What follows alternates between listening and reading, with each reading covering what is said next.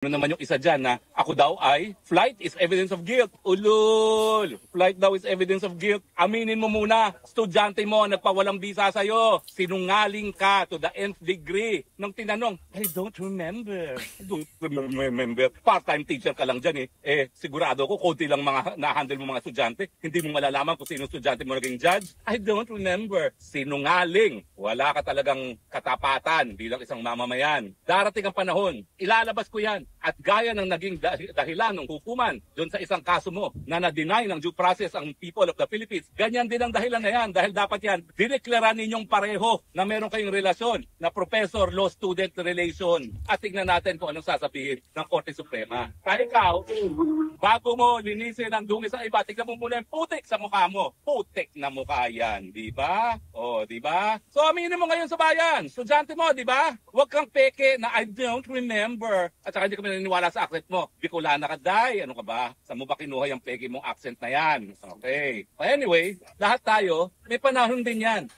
Ang sa akin po, walang kahit sino na nagsabi na recruit ko sila. Dahil trafficking yun eh. Walang kahit sino nagsabi na ang recruitment ko dahil sa paggamit ng dahas at para pagsamantalahan sila. Ikaw, hindi bababa sa 15. Tumistigo na tumanggap ka talaga ng pera sa mga drug lords para sa kalakalan ng droga. O wag mo sabihin acquitted ka na dahil buhay na naman yung kaso mong isa. So do not take pride na acquitted ka na. Hindi, nabaliktad nga dahil nawalan ng due process ang people of the Philippines. At titignan natin talaga sa takdang panahon. Kaya I advise you, tumahimik ka na lang dahil ako naman, hindi kita winawakwakan, okay? Pero kapag hindi ka talaga tumahimik, nako, baka mapilitan pa ako maghain ng formal na reklamo para malaman ng taong bayan kung talagang estudyante mo nga yung nagpawalang bisa sa'yo. Sinungaling ka.